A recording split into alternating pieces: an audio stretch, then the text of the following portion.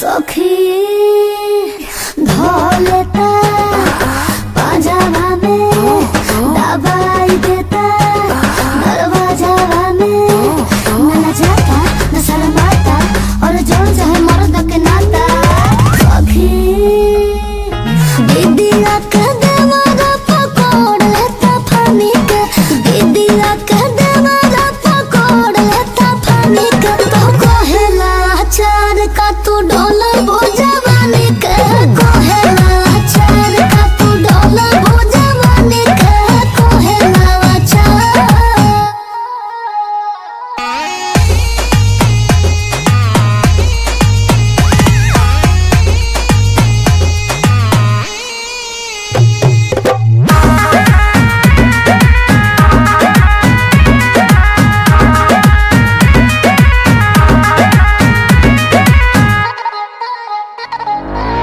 रहेला टाहिर में छेक लगाही में कौशल चाहेला